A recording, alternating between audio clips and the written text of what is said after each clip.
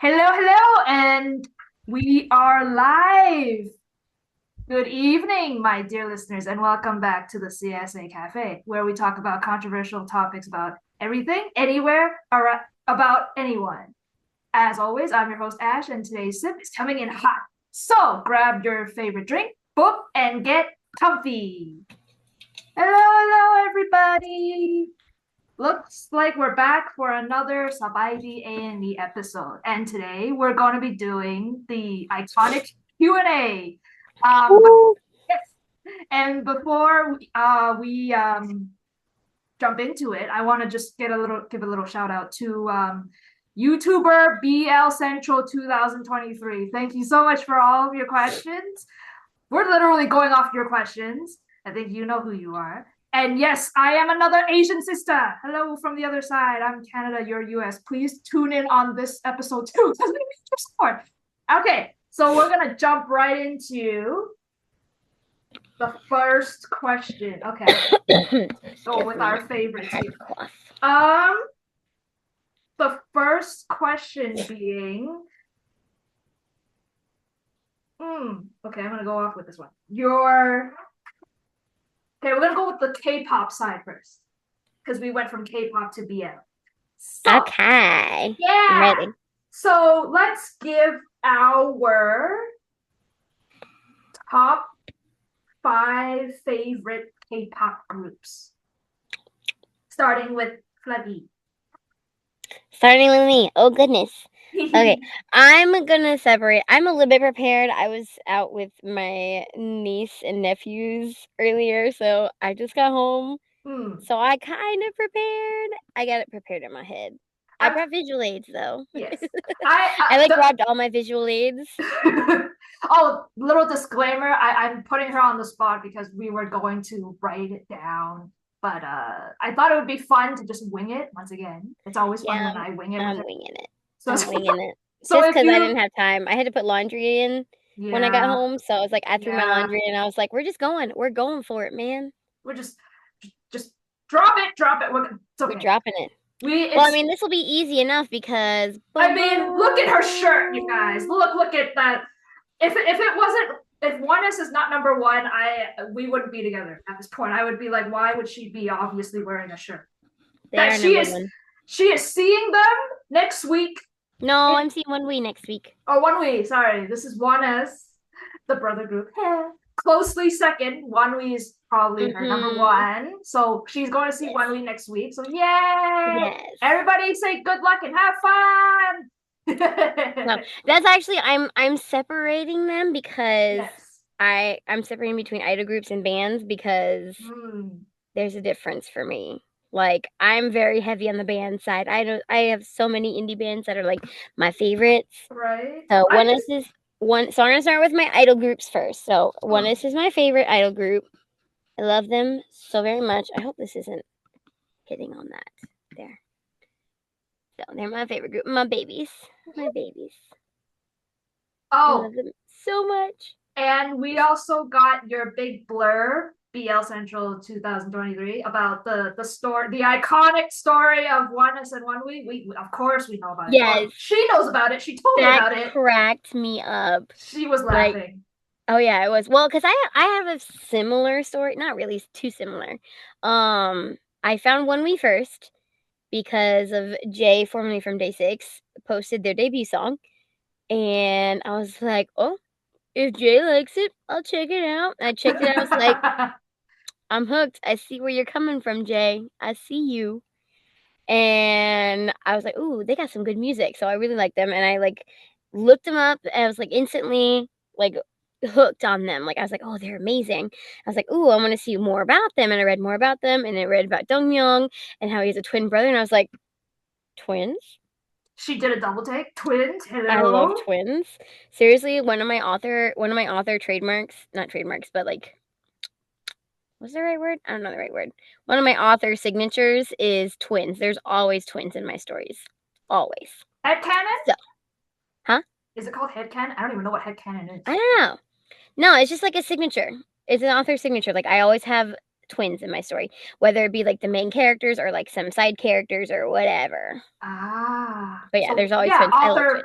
author style or whatever. Yeah, Yes. yeah. So when I found out Dong Myung had a twin, I was like, oh, twin, and he was in a brother group called One Us, and I was like, oh, One Us. And so this was, let's see, because One Us debuted in January, and Mm. then so I didn't know anything about them then. So One We debuted in May, and so I like when we debuted, One Us already had, I think I want to say two comebacks. Yes, or they had their debut and a comeback. So they had Valkyrie and Twilight. And Mm. I found them just before Lit. I think they were doing promos for Lit. I found them through Lit. Yeah. So So I was like, so they were like just about to debut or just about to release Lit. And so I was like, okay, I was like, these guys are cool. I like these guys a lot. I got hooked, and like it was like I don't even know what it was like. There's so much. I tried to learn everything about them. And this was like the beginning of my journey into K-pop. I had just gotten into like BTS like the year before, like late 2018. And so I was like, "Oh, I like these guys." And I was like, "I think they might be my favorite group." Like I was like, "I really love them." And like I got into them, into their personalities more, and I was like, "I love these boys." Like so they became my favorite. I love One Is. They're my babies. I've seen them 4 times, I think. oh, she's a concert fanatic goer. So Yeah. yeah. See, I was a concert fanatic before I even got into K-pop, and I'll explain that later when we get to like Western artists. Um, yeah. No. Okay. Um, yeah. So Okay. So I've always loved concerts. So I did. So one is, but I've seen them 4 times. I saw them Blood Moon tour, which was the first one that I saw, and then I that was saw them. wild. Yeah, that was the first time. That was when they still had Raven, and so I actually got to see him. Shout And out to then Raven, please. Hi, and then Raven. I saw and then I saw them twice for Rise with Us. Is that the right one? No, no, no. Reach for Us. Reach for us. Reach for Reach Us. for us. Yes. I saw them twice because I went to Atlanta and then I drove all the way to Orlando the next day to see them the day after. So I Oh was my sick for a week God. after that. Oh jeez. Me and Did my they mom literally spent like I had the whole week booked in the hotel, and I we spent most of the entire week in bed. Me and my mom. I was did just like, they did they recognize you again? Be like, oh my God, it's you again. I don't know. Oh. I don't Hmm. know. Because I think, did I wear the same thing? I think I wore the same outfit. But I had my light up Mickey Mouse ears. pride Mickey Mouse ears that said One Us on them. Ah, So I made them custom. I was like, they were performing at Disney Springs. I was at House of Blues in Disney Springs. I remember that. And I I remember was that. like, and Dongju is like a huge Disney fan. Like he's a Disney baby. And so I had to like I was like, I have to get these rainbow, like these pride Disney Mickey Mouse ears. They light up and they have pride Mickey heads in the ears. Super cute. I love them. And so I just took vinyl and put One Us on one side and their logo on the other. And I was like, I have to wear these to Disney. And so I wore them to Atlanta and to Disney. And then last year I saw them again for, I don't remember the name of the tour. I don't remember their last year's tour. I saw them last year's tour, but they played at the Walt Disney Theater at the whatever performing arts center they were at. And I was like, okay, I have to wear my Mickey ears again to see One Us at the Walt Disney Theater. So that's my One Us story. But yes, I love them. They're my favorite. They're still my favorite. I love them so much. So that they're my top number one idol group. Um, hmm, Going to number Oh, here, 2. my visual aids. I brought my visual aids. Ta-da! Oh, is it not going to show it? The stupid blur. Oh, if you back it up a bit, maybe. A little kind of. Oh, yeah, yeah. I guess if you touch it, then maybe like touch the It's not gonna work. or you can. It's not gonna work. Okay, so I see it. I see. No, no, no, I saw it. That's Almost. Younghoon, That's right? Younghoon. Yeah. We'll get there. And then there's the. Okay, that's not gonna work. Yeah, no. There's the 6 people. Or you can explain. This was from my light stick. There. Haha. Well, sort of. Oh, it did it. It had it for like half a second. There we go. Ta-da! Oh, okay, yep. There we go. Now it worked. That's from my light stick. Yay. Yes, they're my favorites. They're my babies. I love them so much. Actually, I really brought my visual aids. Oh dear Lord. Oh my God. My Wait, is that the Oneness light stick? Yes, it is. What the hell? This was a freebie I got from some. Oh, there. This was a freebie I got from somebody. It's Hanu. The sticker. Yeah. It's so cute. I love it so much. These were like little hair beads that I got years ago. I got these the first time I went to Disney, I think. Either that or the second time I went, like, for my birthday. Anyway, I'm pretty sure I got these at Disney. It's missing the purple one, which I'm kind of sad. Oh. But, like, I just had them, like, I put them on my light stick just to kind of decorate it because I was going with, like, the rainbow Disney theme. Yeah. And this was a ribbon. This was a light stick thing I bought from, it was, like, a friend in one of my tour groups or something like that. And then another freebie. Hanu. Can you guess who my bias is? Actually, I have a double bias, which did not come around until the second tour, until the Reach First tour. The one I went to both stops. The one I went to 2 stops. Like Hanu was my solid bias until that tour. I think I know who. You know who my second bias is? Mr. Dorito? No. No? Think. Wait, no. That's one of the twins. Right? Xion, that's right. Oh. Dongju. Right. So yeah, when I was preparing for this tour, and I was like getting all like Disney-fied, and I was like, oh, I was like, I'm doing it for him because he's my baby, and then I was like, oh my gosh, I think I have a double bias. So Xion became my double bias. I was like, I can't drop Hanung because he's my baby. I mean, you see, I got my macaroon. Oh, macaroon. It's my macaroon. Little tiger. This was from like a fan site that like made these cute little acrylic keychains. It's Hanung's little character. But yeah. Anyways, that's Wanas. I love Wanas. They're my favorites. I love them so much. She said that like over 10 minutes now. Yes, I know. Oh gosh, and we have a time limit. Okay. I know. That's why I'm cutting it off. But like, okay, so number 1 is Wanas. The Wanas.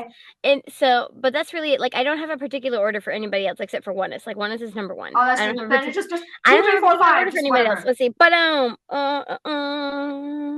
is that 18? It is 18. Yeah. I have the mini light teeny because I was not committed to them when I went and saw them in concert. So I was like, I'm not gonna buy a giant light teeny stick. I mean, and then I saw them in concert. I was like, well, shit. I was like, they got me good. You can see some of my. This is my rehearsal binder, by the way. Oh, you can't see them. Yeah. Everybody saw the first Kalpang thing, so there we go. K-Hot Chili Peppers. Oh yes, the yes. Wanted. I can't. Stupid blur. I know. But anyway, no, it's okay. And then and I got there's like a lot of these are freebies. There we go. There's one. Oh yes, I remember this one. This was a freebie. This was a sticker. Should get to that keyboard store. I got an Okay. AT's freebie too. I forgot who I got. Damn. I got so many freebies when I saw ATs. I saw ATs in August of last year. I went to both of the Chicago stops, which was their last stop on the tour. Oh yeah, she They did tell went me that. so hard. They went so hard. Yeah, Don't she ask me who lost my it. bias is because I don't. Like, I can't. I She doesn't can't. have a bias, guys. Don't ask. Actually, I have 4. That's why I don't ask. She has a whole entire Although bias line. I do, and it's the entire leader line, like the entire young line, like All of them. I do have like he's like probably number 1 on my bias list. Namjoon! I love him Captain. so Shout out to much. Captain. I love him so much. But I love him like as a person. He hooked me as a person. Like That is I true. His adore personality is him. lovable. I love him so much. What he Love stands him. for, what he does, Yes. how he takes care of the He's members, so how he takes care, wholesome. yeah, how he takes care of like home and stuff. Just He's so wholesome. I love him so shout out much. to the captain. Yes. And then another bias is my baby Yuno. Oh yes, yes. Oh, you know. Which not the only reason, one of the reasons why he hooked me so much is because of this man right here. I mean, they could be twins. Oh Not really. Jesus. But his puppy dog personality Of course. reminded me so much of Younghoon, and Younghoon is my alt bias. We'll get to that when I get to him. Yes, we will get to that. I think she will not stop blathering about Yeah, her husband. Yes. yes. And so like, oh no, I ripped my binder. Dang it. Oh. It's okay. But yeah, so and that was one reason why Yuno like hooked me was because like he has the same like puppy dog energy as Younghoon, and so I was like, I kind of like this dude. And then Yosong has needs no Chill. explanation. Like I I said love I him said he so has much. no chill. He has Sorry, that Yozo. too. Yeah, okay, And that's true. then Songwa, of course. Songwa was actually the first one that hooked me. I What? think the first video I saw was Wonderland. Oh And yeah. I was like, Good "Hello, choice. beautiful man. Who are you? And why are you not in my life yet? Where have you been my whole life?" Like, he hooked me. But it's really funny. I thought for sure, like seeing them in person, I thought like he would snatch me. Like I thought he would solidify himself as my bias. But then I saw them in person and I was like, I don't think my brain has registered that he's a real living human being. Like my brain still doesn't believe that he's real. I think that's why he didn't solidify himself as my bias. So yes, that's AT. 성화야, 들었지? I love you. 들었지? Yes. Yes. But yes. Now I have to like those are like the main actual idol groups that I listen to. I don't listen to like a whole I listen to the bands more. Alright, so I'm pulling up my playlist. So I can like scroll through and see who I like. I do like BTS. Um, You can their thank me, older but stuff more yes. so. Yeah, same. They're who got me into K-pop. So they have a special place in my heart. Let's see, One Us. We already went through One Us. Um, Big Ocean. I really love Big Ocean. I'm just getting Oh, into them. I'm really getting into Big Ocean. I love them so much. They're precious. Hyunjin has the same birthday as yes, me, he so he's my birthday does. buddy. And And he acknowledged me on TikTok because of it. I was like, birthday buddies. yeah, So Hyunjin is my bias, of course.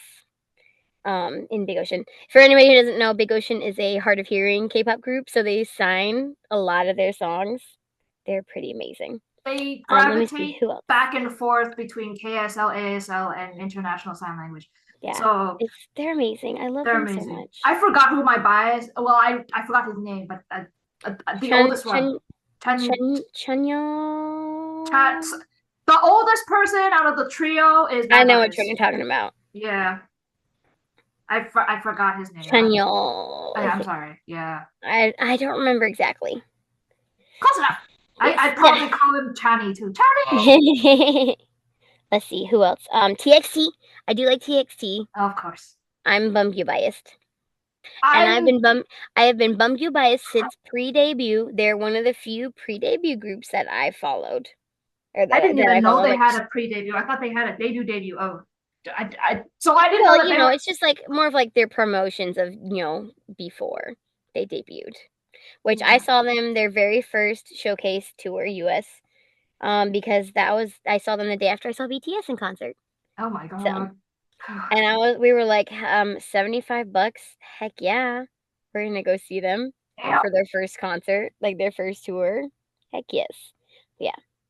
But I'm not I'll like super use. diehard. That's the only time I've seen them on tour. They're my sister's old group. TXT is. So she's seen them like every one of their tours. And she one tour Twitter tried to come for her because What do you Young mean? like they wanted her dead. Not really, but they were like she Uh, during anti-romantic, like they were front row, like front and center. And during anti-romantic, she was showing she's got a nap of a star tattoo like right here on her I think arm. I remember. I saw something. Yeah. And she was like showing Yeonjun, and he was like, "I know that you love me," like pointed at her. And like everybody was like, not Yeonjun, pointing at a fan saying, "I know that you love me." And everyone was like, "That's great. Yay." You're sleeping on the couch tonight. So funny. Oh. So Oh, funny. that. Oh. I was like looking, I was like looking at this stuff, and I was like, and I messaged her like some of these things that I saw. I was like, girl, you better run. Twitter wants you dead. It's so funny. It's hilarious. It was all in good fun. Let me see. What's another group? I'll include Forestella because they're not a band. So I'll include Forestella. They're a singer group. I love Forestella so much. They're I've seen very them. unique. I don't even think I they fall love under them. anything unless you Honestly, want they're to. not really an idol group, and they're not really a band. I include them in this one because they're vocalists and not a band. So I include them like as an idol group. Okay. I Fair love enough. them so much. Woodham is, I think, doing his service right now, so they haven't really done anything recently. But I took my mom to go see them because she likes them. I saw them in Atlanta a couple years ago. Let's see. Card. I love me some Card. I think this is more than 5. I'm almost done. I don't. I haven't caught. I haven't kept down. Yeah. I. Yeah. See. Card. Love me some Card. Um. Look at me trying to keep counting. What the hell is this? Card for Mm, Stella. Yeah, no, it's more than 5. But who the hell cares? Card for Stella. I was like scrolling through my playlist. Purple Kiss is my favorite girl group, but I don't listen to a lot of girl groups.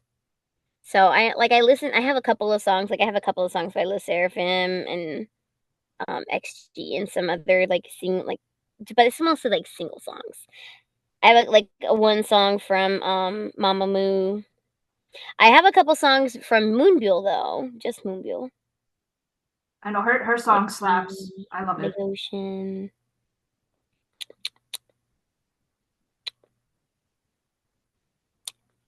I think that's about it. That's just Yay! groups.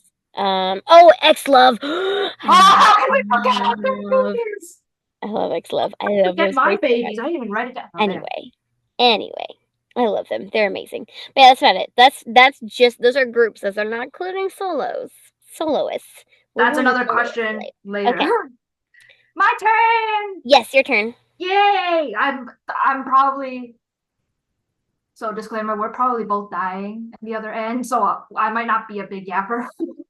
But my turn. I said top 5 groups. Okay, if so full disclaimer for the entire Q&A. At some point, we just stopped going in the actual order of 1, 2, 3, 4, 5. So I'm just gonna throw it out there like Skittles. I don't care. There's no particular order really. Except for maybe the first top 3 maybe for mine. But for my top 5 groups, I swear to God, if I didn't, 10 minutes. Okay, 10 minutes is me. I will, and then we will continue to question 2. But top 5 groups for me is I ought to be doing them justice because they saved my life. I think you know who they are. Top number 1 favorite K-pop group of all time is GOT7. I need it. They did not disband. Whoever is still saying they're disbanded, no.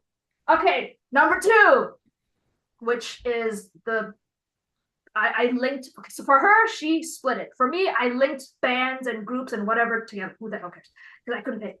But the number two is the band that bonded us further, that we watched them live from home. Rosecella, The Rose, number two. Number three, which is my wifey's favorite, One We. They've made it to my top five. I can't. Yay! They've made it to my top five. One We. All right.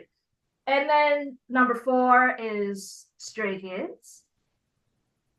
And then number five, TXT, Tomorrow by Together. That's my list. Yeah. I know yours is very quick.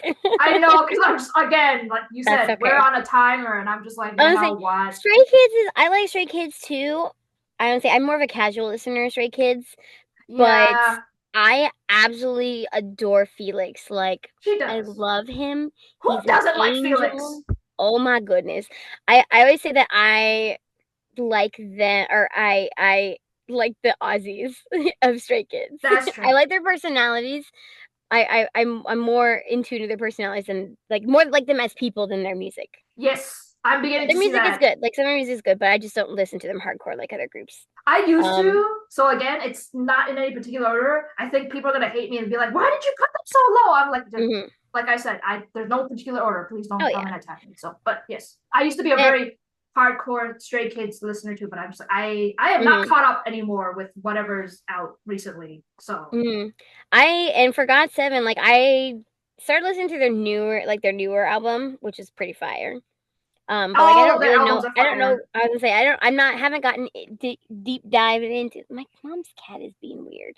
Sorry, Oh, she's digging under the blanket.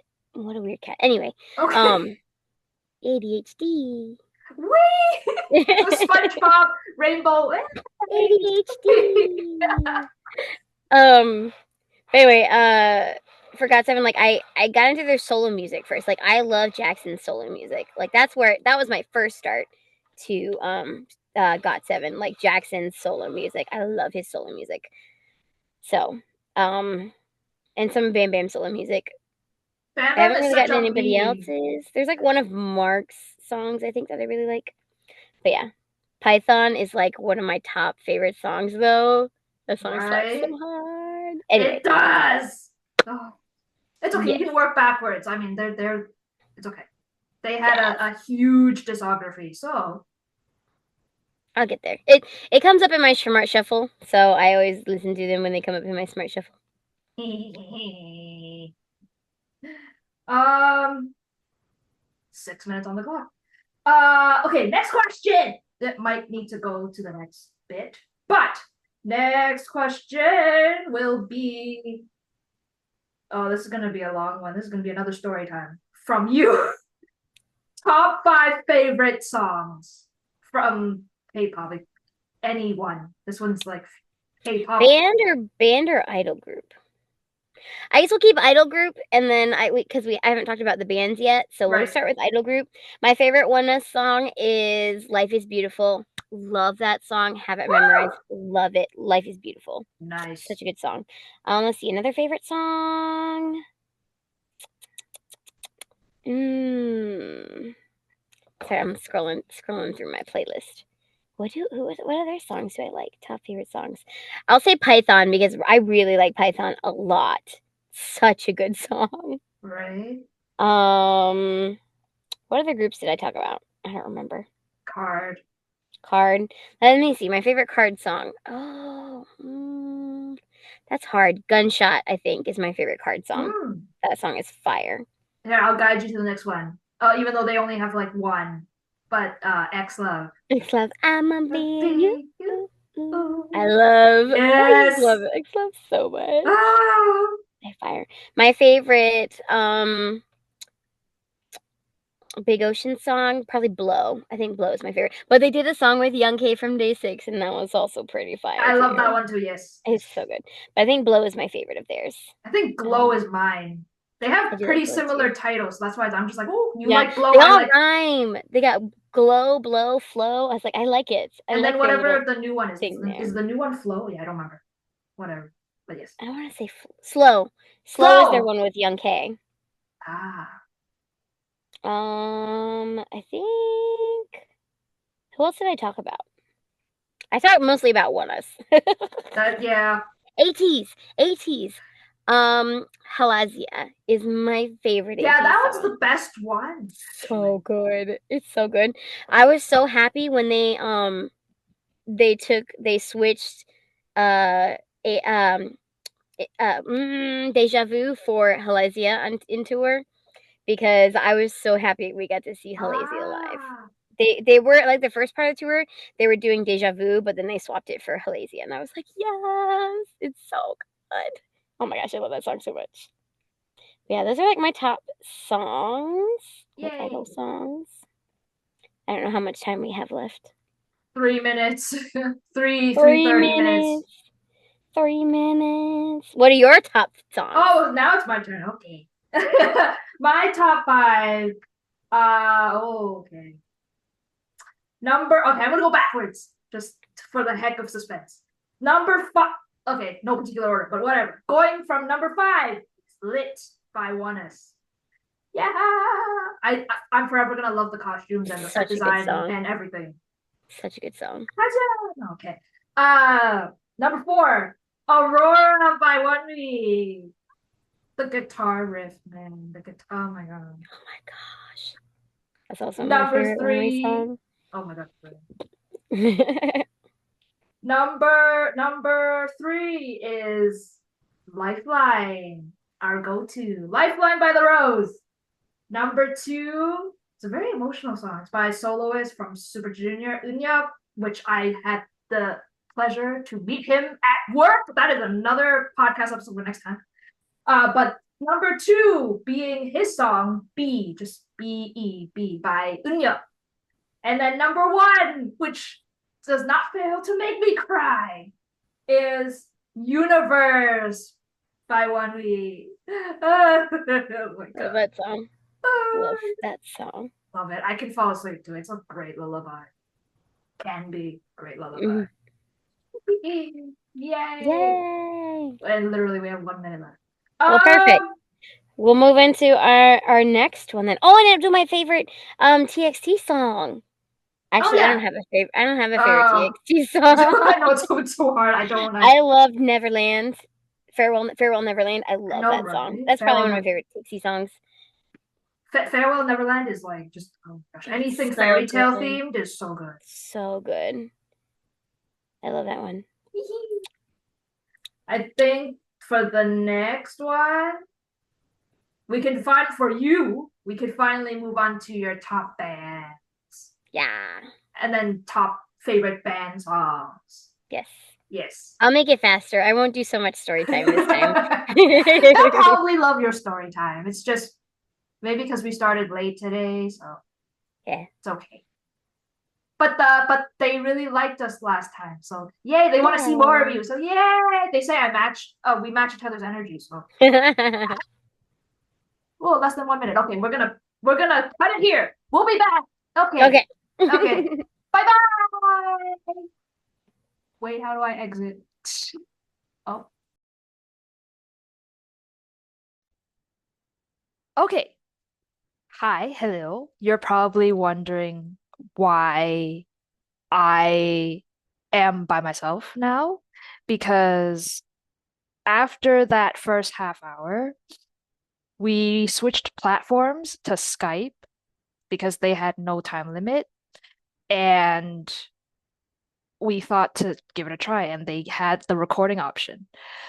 Um and it was almost 2 hours of continued content because we still are gonna split the Q&A into part one, part two, part three, however long it is.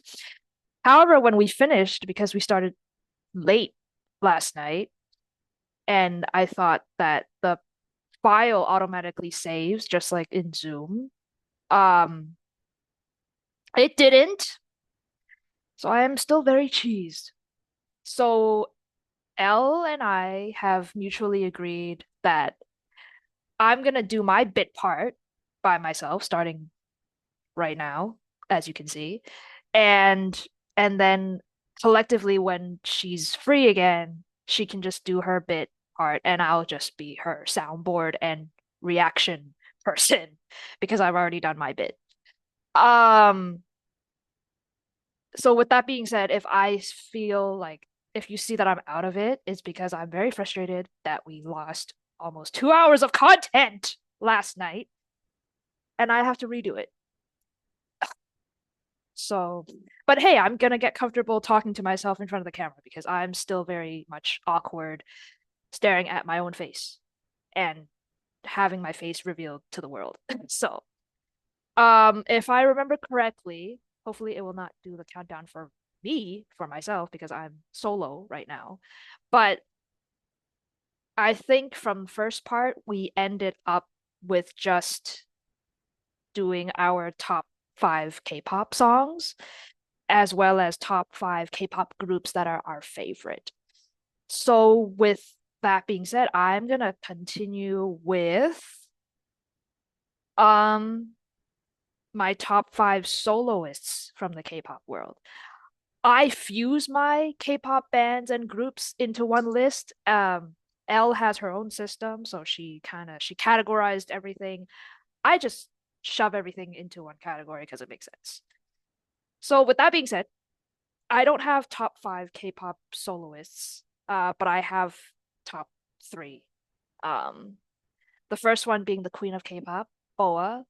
BoA was my first ever one person to ever get me into K-pop. I thought originally she was a Japanese idol because I the first exposure I've known of BoA was her 2003 Valentine Japan tour. And I didn't know she started from 12 years old. And she was fluent, so that's why I thought she was a J-pop idol. She was Korean. And then I knew her Japanese stuff first before her Korean stuff, and till this day I was like I learned her history, and she was the one woman that single-handedly saved SM Entertainment, and I was like I made the right choice standing her. So that's BoA. BoA's top number one soloist for me in the K-pop world. Number two is now probably the most popular rapper in 88 Rising, to my knowledge anyway, and it's BB. I really love her stuff. Ever since hearing her on the Shang-Chi OST, I was like hooked. And then the third one being um Zico. He still releases some pretty cool songs, and I can't wait for his comeback if he's still coming back, or I know he's like managing other artists now that he's like a CEO of a company. Um, but yeah, that's soloists for me. I don't have a top five. I only have three because I don't really listen to K-pop now. Onwards to my favorite Western artists, Western underground artists that I am currently really obsessed with, that I'm like rinsing and repeating, and I really like their songs. The top number one for me being Citizen Soldier. I really, really, really like Citizen Soldier. Their songs are so relatable because their lead singer is an actually licensed psychiatrist. So the lyrics hit deep, and it he I think maybe his main job is being, of course, a therapist, and then his second job is being a band. Maybe it's changed now, but I will forever know Alex as the licensed clinical psychiatrist, and that is pretty cool. Second one being NF. NF, his songs slap real hard. I love it. You guys gotta listen to NF. Third one being Jamie Miller. Very close. I cycle through Jamie Miller and Alexander Stewart's music whenever they release it because they are the kings of writing heartbreaking songs. But it sounds really good, and the lyrics are very creative, very visually descriptive. They know what they're doing. So shout out to Jamie Miller and Alexander Stewart. Alexander Stewart is also a Canadian, a fellow Canadian. So well done, Alex. Really well done. The fourth one being Viola. Uh, give me 1 second. Give me 1 second. I sorry. So I don't know if this bit will get to the air because I was called upstairs. So if you were hearing things, if you can hear things that were going from like the commotion that is upstairs, my mom was calling me and she needed stuff. So my routine is clearly disrupted and I usually will forget what I was doing. I don't even know what I was talking about. I think I stopped at Viola. Western music, Western artist that I like. Viola. Yeah, so they're really good. They're really good. I recommend the song Something Blue. I think it's called Something Blue. That was the first exposure of Viola for me. I really like that song. Um, yeah. The fifth one, I said top five Western artists, top five favorite everything, but for my Western artist, I made it a top six because I couldn't pick. Um, so reigning at number five, again in no particular order, really. But reigning at number five is a soloist named Sky Daddy, and she is a singer, songwriter, also rapper, and her songs. She specializes in traumacore, which by the name, the lyrics are very triggering, but the beat and how she makes it into a song is very, very appealing to certain audiences. So if you want to be healed by music, I recommend any and all of Sky Daddy's tracks. And then at number six, they recently just performed here in Toronto, is a band called Catch Your Breath. I think it's Catch Your Breath. Yes, and these are, I guess most of them are bands, some are soloists. I tried to keep it equal, but most of them are alternative rock pop bands, and I'm listening to more T-pop and Western artists more than I am K-pop. So because I came from the K-pop world to go to the BL world, so that's why. So that's that. Um, so and then now going to least, the next question is least favorite things, starting with least favorite songs, because I only have a few. Again, because I don't listen too much K-pop nowadays. But I only have like three, four songs.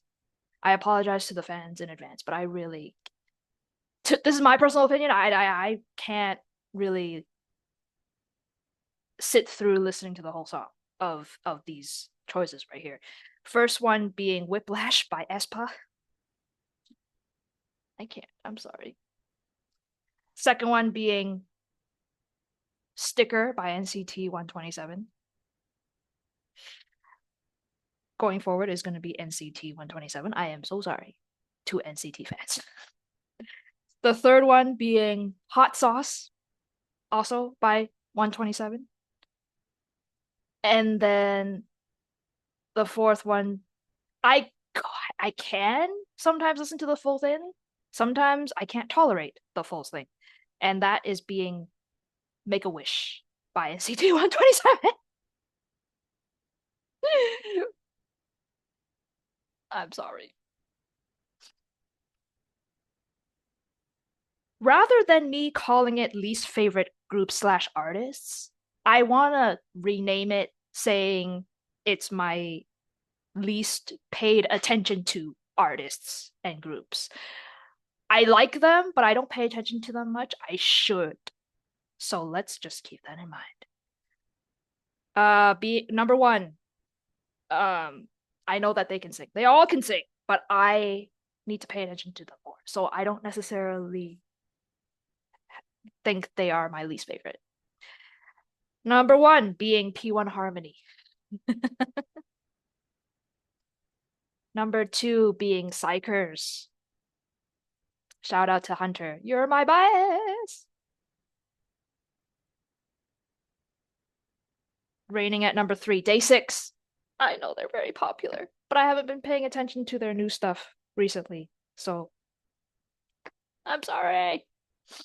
Number 4, I really hope nobody comes at me. But number 4 is BTS. So just like Elle, she is more paying attention to certain personalities more than their discography. That's like me for BTS. I mean, I used to like she said, she likes the older things released by certain groups and artists, and the newer things don't appeal to her. This is me with BTS. I followed them since pre-debut, actually. Pre-debut to debut to now. I like their older stuff, and I still forever will like their older stuff. But their personality is what made me stay to like them because I like what they stand for and what they do. So it's less about their discography more so than it is about them as decent human beings. And number 5 is IU. Everybody knows IU is famous for her singing and acting, but I've been paying attention to her acting work more than her singing work. So hence why I need to pay attention more to these 5 people. Now to the fun stuff. It T-pop is what I now gravitate towards more of, and it was very hard for me to just pick a top 5. I kept crossing out my number 5 because I was like, there's just way too many that I really like. Again, in no particular order, but I was having a dilemma in trying to just pick 5. So it turned into top 7, top 6, 7, yeah. Because I pay attention to whenever they release something. So it's not gonna be raining any much different from Elle's list when it's her turn, really, because we share 98% of the same music taste. That's how high and of sync we are in terms of music. So reigning at number 1 is Elle's personal favorite artist slash T-pop husband, Jeff Satur. This man has been in the industry for more than 10 years, but he's recently only became really famous, which is a shame. I urge everyone to listen to Jeff Satur, and you will not be disappointed. He makes English versions of his music too, as well as Chinese versions now. So he's very versatile, very multi-talented. He has been a judge on survival shows twice now, and he never disappoints. So listen to Jeff, you guys. Listen to Jeff. Second one, um, being Lycan, Lykn, Lycan. They are a boy idol group, formed from a survival show, and they have a drama out. And I didn't watch that drama, but ever since that drama, um, the songs and the OST tracks used in that drama have now made me pay attention to them more. So every time they come out with new music, if they come out with new music, I'm gonna be paying attention to them a lot more closely now. And especially because I now see all of them have acting exposure. Whenever they act on screen again, I'm gonna probably watch their next upcoming work. Uh People are probably gonna ask me why I didn't watch Tempo, but let's leave that for another day. The third one being the husband or so-called husband of Elle's next favorite that she'll probably mention is PP Creed. PP Creed is pure slay. His songs are just so easy to vibe with and so fun, and his MVs are so aesthetically pleasing, trust me. So just YouTube PP Krit, like PP the alphabet, and then Krit Krit. You will not be disappointed. All of these recommendations, all of these artists, all of these songs that we are throwing out there, they are probably one of many of their most favorite songs, one of their most topped popular songs. Number four is a T-pop rapper named Millie. She's also probably signed with 88 Rising because she does work with them sometimes. And she has so much energy for such a young age. Her voice is so distinctively unique that you whenever you hear her, you can't not recognize her voice. You'll instantly be like, that's Millie, and I love it. Number five, again, I crossed out so many. Number five, originally it was gonna be F Hero. F Hero is another artist who is also a rapper that is quite big, and he features in a lot of songs, as well as he has his own discography, of course, and his rapping style is similar to Millie's. I grew to love it. He collaborated with Stray Kids Changbin.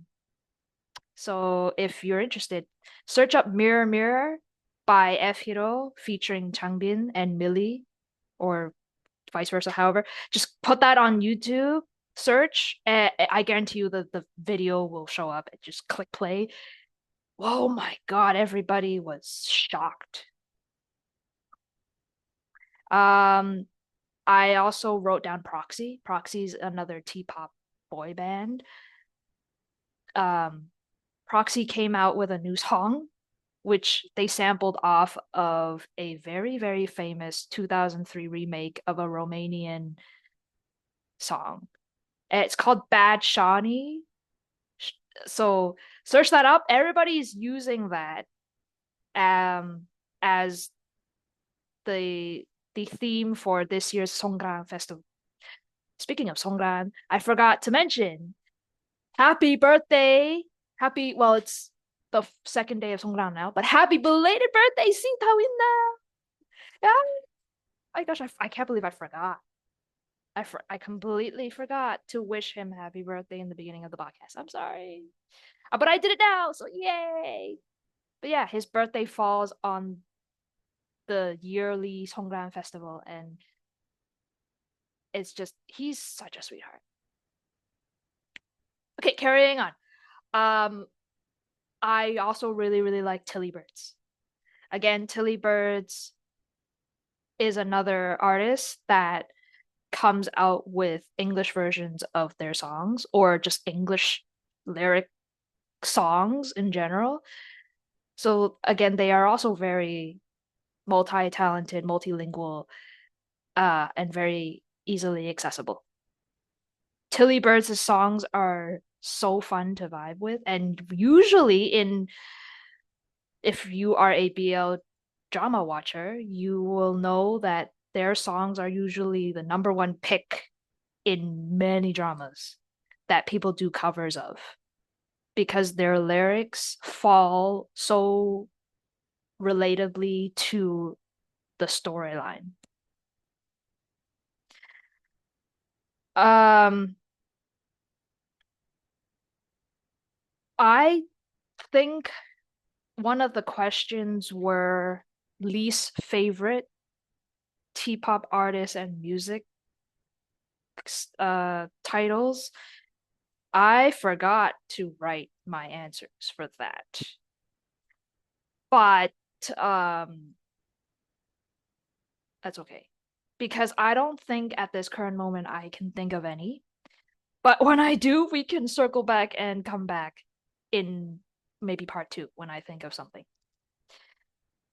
But so far, thank you so much for the recommendations of questions for us to answer. And hopefully, when I put this video together, along with Elle's part, um, this first part being the music portion of the Q&A is completed. Um, yeah, because the next bit part would be just BL focused stuff. And I know all of our viewers are listening and waiting for that part. That is probably going to be in part two. And that is going to be a very, very long part two because there's quite a lot of topics within the Thai entertainment industry. We're going to be in a very long debate, probably. um, yeah, so far so good. I will see you later.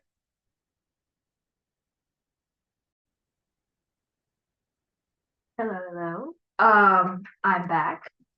Um, I realized I missed quite a lot of questions the other day, and judging from my shirt, you can tell this is like another day that I'm fusing all different recording clips together in one video.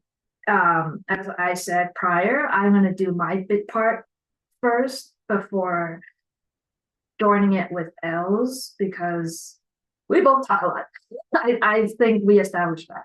So I thought, why don't I just do my big part, so that everybody knows who I am, and then when it gets to just Elle, everybody would know how she is as a person and what she likes, and we will only join together for some of the BL stuff, unless I decide to do my own just BL focused clip later. I probably will do that. And yeah, we'll see from there. But to continue where we left off last time, I can start with saying one of the questions being, what is your motto or philosophy in life? And it was very hard for me to pick just one. So I picked up to, I think, two or three because I I ping pong back and forth between the two of them, I believe. Let me see. Hold on. Yeah, I ping pong between the two of them. So I wrote one, which is a iconic BL quote one, and then another one is by just a person. But the first one being, words are a lens to focus one's mind, which when I first heard it, I interpreted this as when you're conversing with someone or you are going out through life and just being yourself, whoever you come across, whatever you do, interaction, however that may look like, can tell you a lot about that person. Because I'm very analytical, given that I have ASD. And I focus a lot on how, especially someone talks to me, or how I talk to them, how I sound, and what I say. I'm like super conscious of what I say, how I say it, how I present myself, and a lot of people are saying that it's because of my anxiety. I'm beginning to slowly realize it's that I'm being misdiagnosed for a lot of things when it all encompasses something else, which is autism. And what people say, how people say it, can reveal a lot about a person's mind, personality, body language, demeanor, everything. So that's how I interpreted this quote. The next quote being from the famous BL drama Between Us, one of my comfort dramas, is from Win, the swimmer, who says, "Don't value people who don't value us." I think this quote is very straightforward and self-explanatory. It's kind of like it's a philosophical version of Dr. Seuss's quote. Uh, what matters don't mind, and what don't matter doesn't matter. Something of that sort. I forgot, but it's like a philosophical uh version of the Dr. Seuss quote, and I really really like it. And I will probably bring it up again in another episode when we solely focus on a particular topic. You'll hear this quote again, and I'll tell you why. But until then, um, the next question was asking if you could summarize your life up to this point through one soundtrack or song, what would it be? I had one, but now that one song's turned to two, so I more or less I guess I got like two soundtracks because they both fit in a way. One of them being from my top favorite once again, Citizen Soldier, is one of their newest releases called Figure Me Out.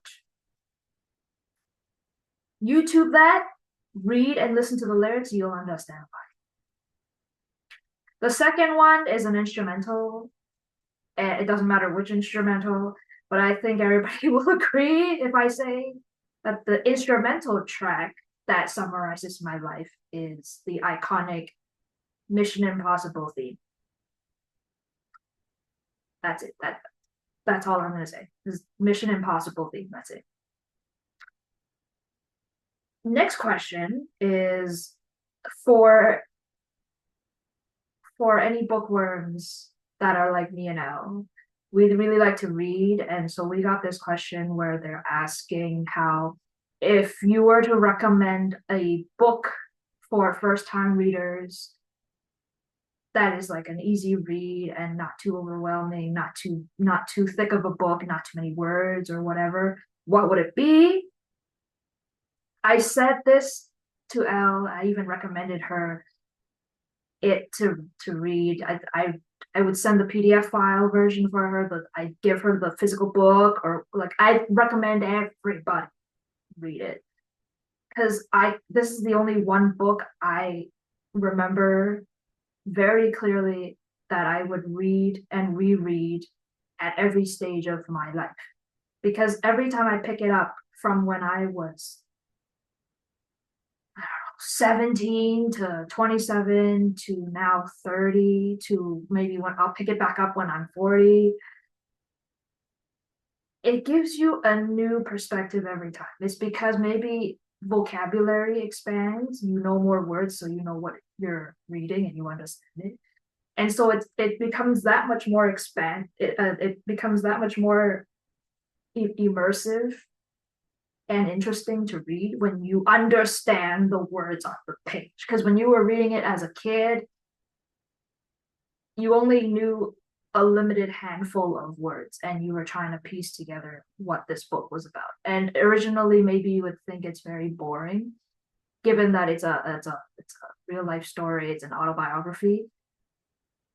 But as you grow wiser, as you grow older in age, and you know more, and you've experienced more in life, you pick it back up again, you read it from the beginning to the end, it immediately gives you a lot more insight than what you think. So with that being said, the book I recommend everybody go read because it's large in print, it's easy to read. It's you finish it really fast. I finished it really fast. I'm a slow reader and I was really surprised. Um is called Tuesdays with Maury by Mitch Elba. 1 second. So, sorry. I don't know if how much you heard about that or if it caught on background audio. Um, but I don't think I'll redo it just because I think I talked a lot already. I don't want to backtrack and do it again. But anyways, as I was saying, I would recommend Tuesdays with Maury by Mitch Elba. And it's like I said, it's a true story. It's based on the author, Mitch himself, along with his sociology professor. And it's heartwarming, it's insightful, it's a tearjerker, it's a page turner, it's a life-changing experience book. Till this day, Mitch still releases a lot of new books, and every single one of his releases are worthy of reading and rereading. Like they are not to be put down because his writing style is so easy to follow and it just makes sense. You'll enjoy it. It's the more the main background of this story is that it's about the sociology professor battling a degenerative disease called ALS. Until this day, as we know, ALS has no known cure. Um, and so when I saw the movie as well, this is one of the rarest times I will ever say the book is 10 times better than the movie. The movie, because it's an autobiography, again, they had to do it, they had to film it as accurate as can be. But again, I think the book has more detailed outline than the movie because the movie you can only squeeze in so much, right? Like an hour and a half of. But anyways, yes, that's my book recommendation. Next question would be I thought to make this quick because I knew that it would because me just talking about it also kind of gives me the heebie-jeebies and I will start not feeling uncomfortable. But I thought to summarize it to my top 3 or 4, uh, which is if we have any phobias. Um, yeah, it's not in any particular order, but I am the first one being astrophobia. A lot of my friends think it's because they are hearing the root word astra, which means star or something to do with sky and planet. But astrophobia is the scientific term for fear of thunderstorms and raining, I think. Uh, this one is equipped with if you put me in a room and I'm accidentally locked in it, plus the power is out and it's raining outside, I would be near passing out because I would start sweating profusely and crying my eyeballs out and panicking, and it's a legitimate fear for quite a lot of people. But I always get mocked for it, and the sad reality of a lot of autistics is they're being mocked for and laughed at for fears that seem so minor and you would think that they grow out of it. No. Anything sensory, whether or not you're sensory seeking, it, lots of things make us autistics scared of it. and or very uncomfortable. And we don't like experiencing sensory anything. Even for sensory seeking folks, there are certain textures and sounds and smells and stuff that they gravitate towards. Anything that is not of that category or of that circle that they gravitate towards, they still experience a sensitivity to it and they don't like it. So, little tip there. By the way, if you want to hear an episode particularly specifying just about neurodivergence and ADHD and mental health and all that stuff, drop it down in the comments. Let me know if you would like an episode just dedicated to that topic, because I can talk about it forever and make it a very long podcast episode, because it's one of my hyperfixations that I'll probably never stop hyperfixating about, and it because it's one of the many topics I advocate for online. So, anyways, going forward, next phobia is a very common one. I think all of them are very common, but particularly more so for autistics, it's like dialed up to 10,000. So you can tell how uncomfortable and scary it will make us feel. But the second one being claustrophobia. Claustrophobia is the fear of small and confined, tight spaces. So similarly, when I said, if you lock me in a room and it's dark, not only can I not see, but I'm also very limited in movement. And I will not know if I would bump into the walls, get bruises on my knees, because I don't know where I'm going. I can't see. And I have poor proprioception. So I don't know if my arm's gonna like knock something down, or if I'm gonna accidentally whack something or someone by accident, because I stim and I flail. So that's claustrophobia for you. And number 3 is acrophobia, the scientific term of fear of heights. And it could be anywhere, so long as if it's like super high up and I feel like I'm not on ground level, or I can't access to go from up to down easily because I'm suspended in midair or something, or it takes many steps to go down,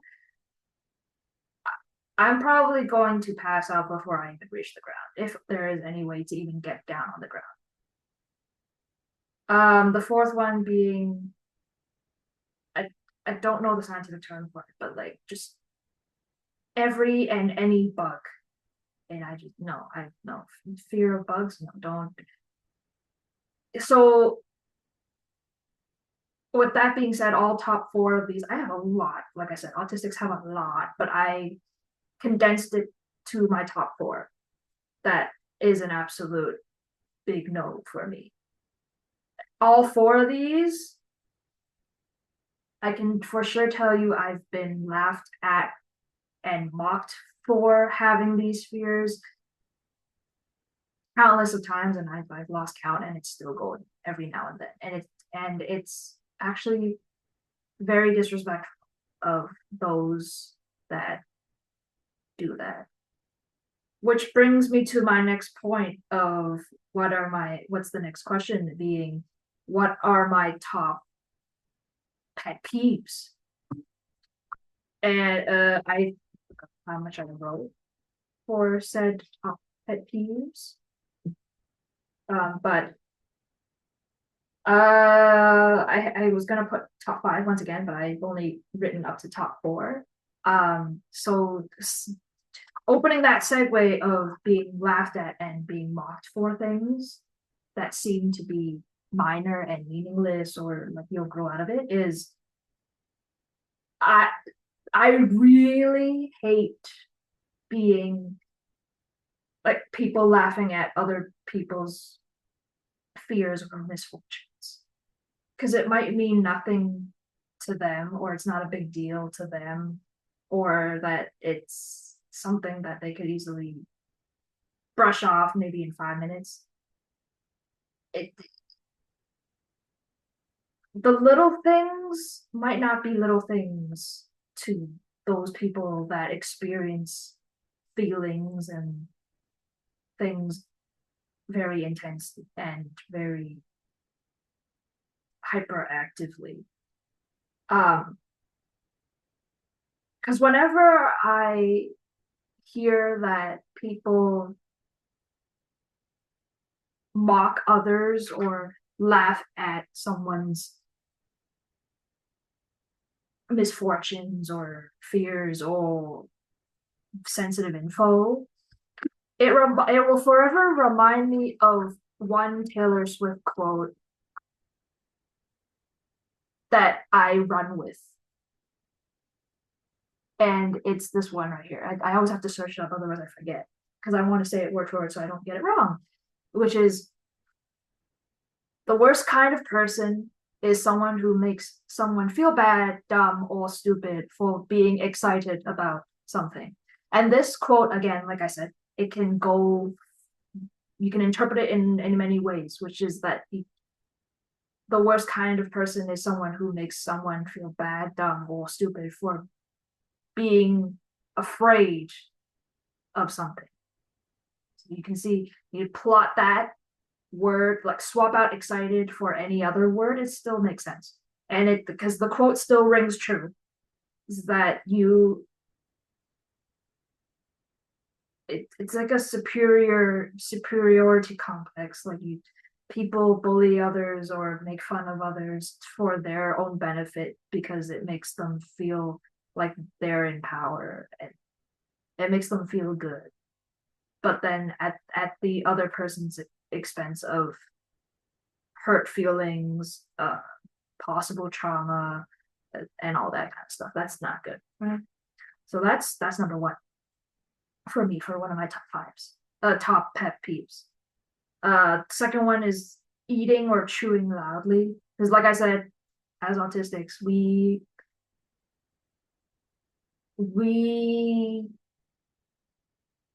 can't process background noise, or we process sound very differently, and at times we can't tune it out like neurotypicals can. And so we hear, see, smell, taste everything. Imagine how overwhelming that is. So when you then hear people chew or eat loudly while you're with them, you can't focus on anything else, and it just makes you really super irritated, and you probably get super upset. And but then you don't know how to deal with it, or you don't know what to do with it. And if you lash out, people will say that you're having a temper tantrum. But really, what's actually happening is an autistic meltdown from the overwhelmingness of sensory issues and noise pollution. But then again, people just they look at it at surface level, thinking you're just acting out and being difficult when you are clearly in distress and you're uncomfortable. Number three is controversial, sort of, or it's debatable, depending on case by case basis, I guess. But for me, I'm having trouble now deciphering for what situation particularly. Because irregardless, when this happens, my brain immediately registers it as something physically painful because I don't like it. But I don't know if they mean it in a gentle way, in a nice way, or in a very mean way, because I just register it, I categorize it as a, a threat, which is being told what to do, especially if it's done excessively. I don't like being told what to do. And quite frankly, I don't think anybody likes to be told what to do.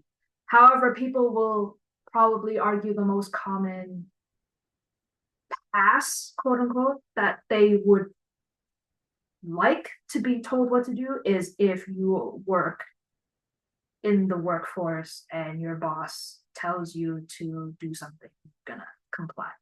Obviously, that is probably the like at best, don't challenge them.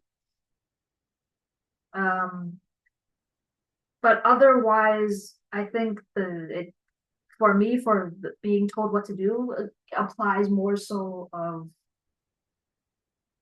for quote unquote menial like minor menial things like, oh, you can't wear this when you go outside, don't wear too much revealing clothes, don't do your hair like this, don't shave off your hair like this, those glasses don't look good on you, oh, you don't look good in this type of makeup, you should study this, and the list goes on and on.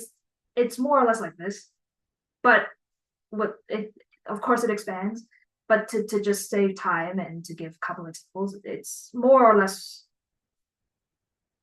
dictating someone's life as to telling them that you should look and behave a certain way.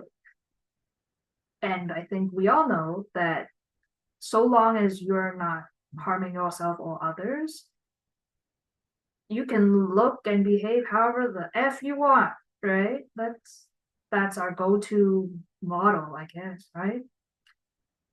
And then number 4 is, of course, well, being perceived. Us autistics, we don't like being perceived. But I like to interpret this as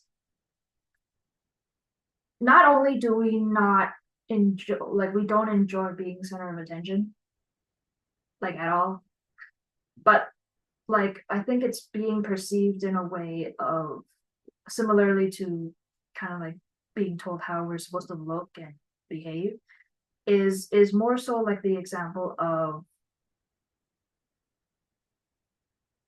you're minding your own business and or you're doing something um at your own will, and then somebody at random will then come in and chime in their thoughts and opinions and just make you feel insecure about it. So example would be, I'm gonna have to pull in Morgan Foley's example here about washing dishes. So this is a perfect prime example of hate to being perceived. Is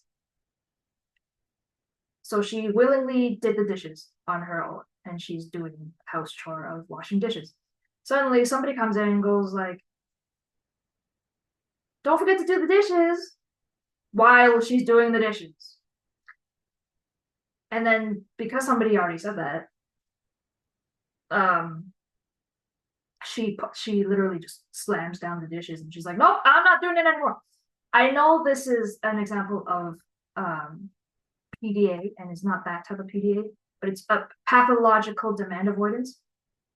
It's an example of pathological demand avoidance, but I'd like to also interpret that same example as perception, because whether or not you are told to do something and whether or not you willingly choose to do it, imagine while you're doing said chore, there's like always someone almost very close to your ear, like a mosquito, like an annoying mosquito that's like nitpicking at you, like you're doing it the wrong way, you're skipping steps and you're doing it in the wrong format, you're supposed to use this first to do this step first before this step. Like they are calculative to the max of how you're supposed to properly do it, quote unquote. Or like you're supposed, like there's actual steps that you're supposed to partake in order to do this task well. But because you skipped on 3 steps, you like literally went from step 1 and then you skip 2, 3, 4, you just went to step 5 and people get pissed off at you because you didn't do it right. It's I can go on and on about this. And then there's it can go the reverse way, which is when you do everything to the T and you literally do follow steps 1 through 5 without skipping anything. And then they'll apparently nitpick at you for saying you're too meticulous, you're too specific, you're too paying attention to the details. Like who the hell cares about it?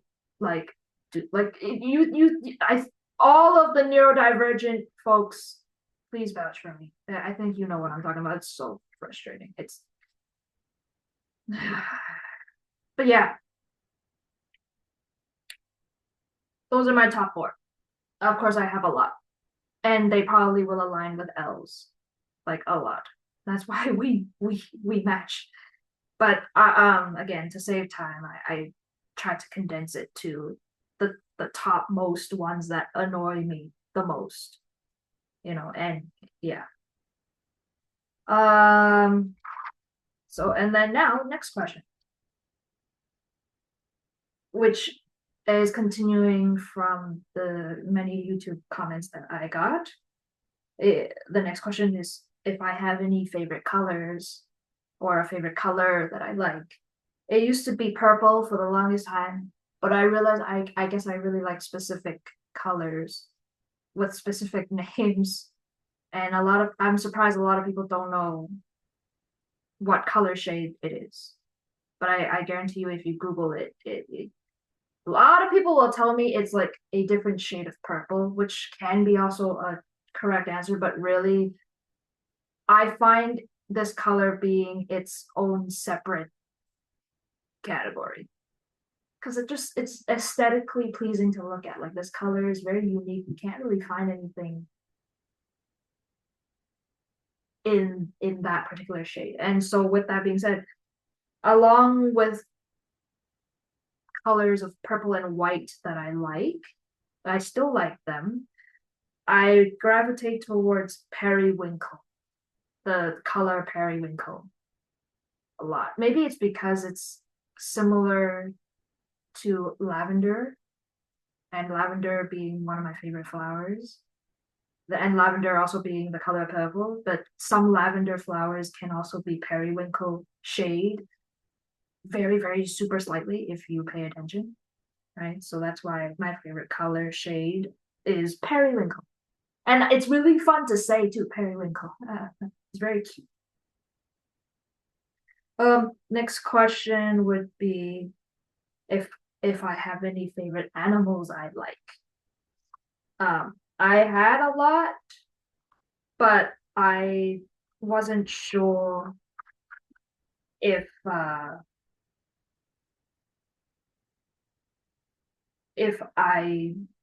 was on the right track because I had one and then it expanded to quite a lot, which is sorry, I looked at favorite no particular order. Maybe I was going by like spirit animal wise, like how I am temperament wise or something, but animals in general, they look cute when they're tamed. Let's just say that. The first one being a wolf. Right? I like the color. I really like the color of them.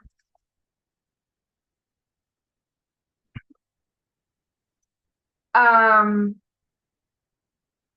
wolves are cool. Wolves are cool. So that's one. The second one is a hawk. I was kind of debating between a hawk and an eagle because they look similar to me, or like they look like the same animal. I know that they're two different breeds, but like I I like how widespread their wings are and that they can glide for a long time without flapping their wings constantly. That's probably why I like hawks. It's like we hear the expression "you have eyes like a hawk."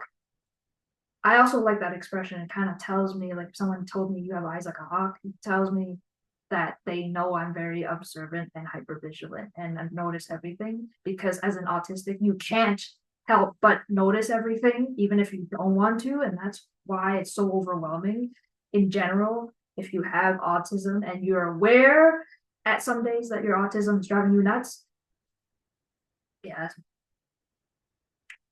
Other animals I like are the cutesy ones.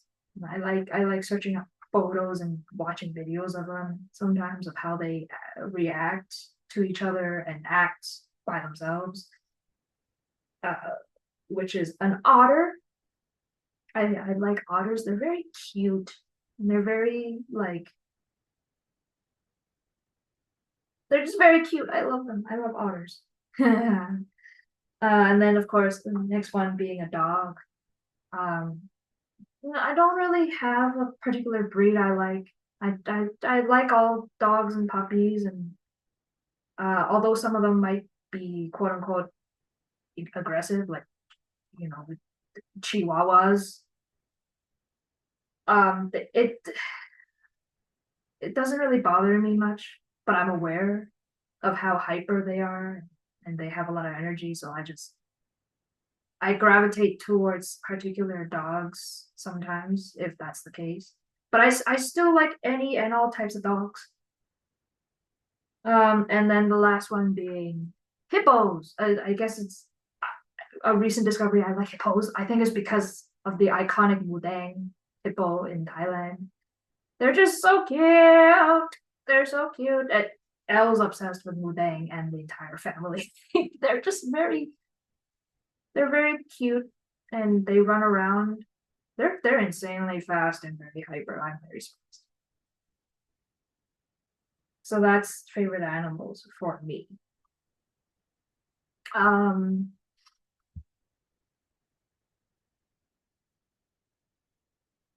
and I think that's it. Oh, no, I missed one. The next question would be if I have a favorite drama that I like from the K drama side. And then the next question is if I have a particular favorite K drama genre that I usually watch or look out for. For the drama side, I was having issues because I can't just pick one. So I had to like dig deep in my brain to kind of go back and be like, well, what did I watch? What do I like the best? What would I rewatch if I had the choice? And so, as I said, I now don't watch that much K dramas, as I also don't listen to much K pop anymore. So it took me a long time to kind of find out what I like. But if it's not too old, but it's not too new of dramas, I have a top two. One of them being Vincenzo. I really love Vincenzo. I love anything actiony, and just suspenseful and like dealing with psychology.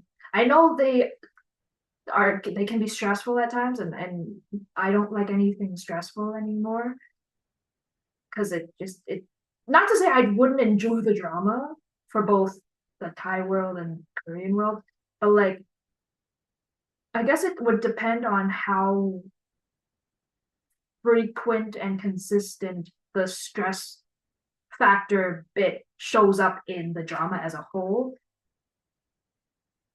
for me to kind of judge and go like, okay, this is too stressful, it's too much for me, I gotta turn it off, I'm not gonna continue anymore. But if it's just a little bit here and there, or like it's spaced out pretty hugely, like if it's say episode 6 is the most stressful episode, but then it wouldn't come back until like the 12th episode out of 20 episodes. That I can live with that.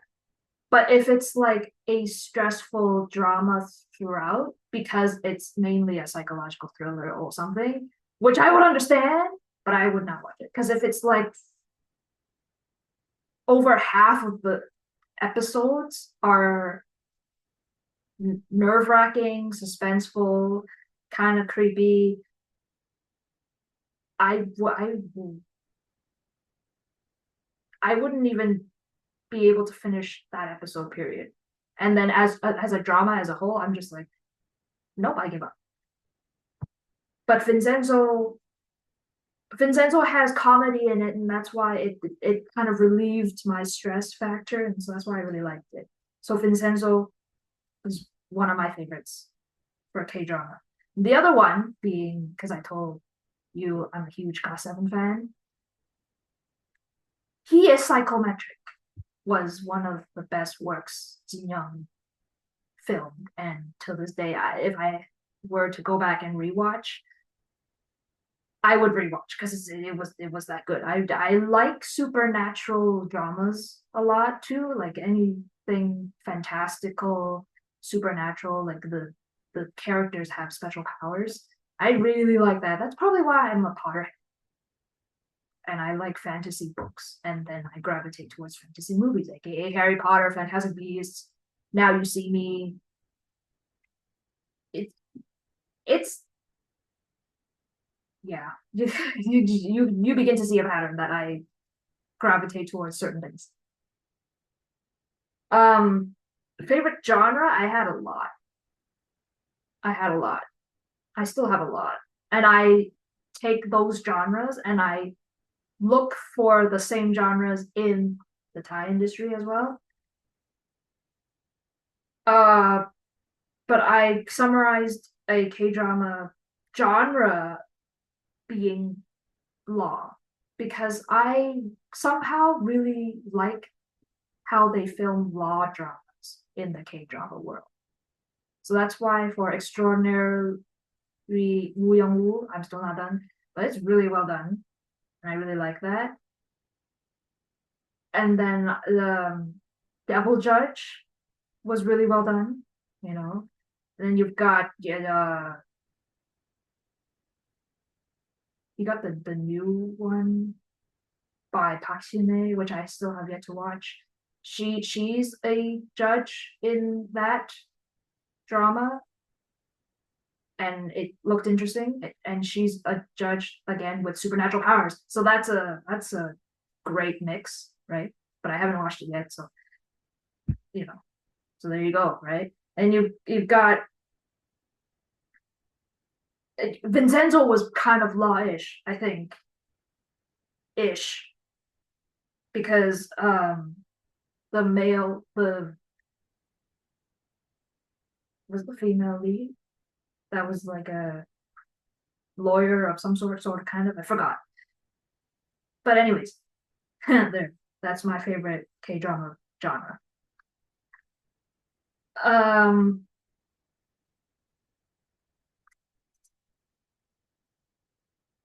I think now I got it. I think now I got it. Let me just see if I'm missing anything because I think I am most definitely going to. Oh, I missed one. Okay, yeah. Okay, thank God I didn't sign off. The last question being asked here is: would you rather own a turtle or a snake, or do you have any pets? I can treat this as two questions, I guess, two separate questions. Is I would rather own a turtle than a snake, of course, because I I no thinking of a snake, no. Um, I don't think turtles are slow because my brother had two. He had one, he lost the one, and he bought another one. He also lost that one. See, turtles are not slow. But I would rather own a turtle than a snake because if you heard like in the house, even if you know you own a snake and that snake is yours and you trained it to listen to you, you'd still be scared. Because well, number one, you don't know where it went. Number two, they're insanely fast. Three, just the way they might feel on you, or like if they're scared or nervous, they tighten around things and or people, and that's just not a good combo. So yeah, turtle, turtle all the way. I used to have pets. Speaking because I said my brother had two turtles. I used to have pet goldfish, which I probably fed too much, and whoops. My sister had a dog, which was what I like to deem a family dog because we went to go visit him a lot. I don't know if that counts, but I don't have pets now at all. I when it gets to this question, I can guarantee you Elle has a lot of pets because I always like to say that her house is a zoo, and it truthfully is because she has a lot of cats.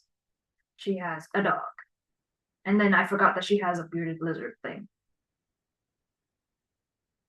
So so, but she can tell you more about that.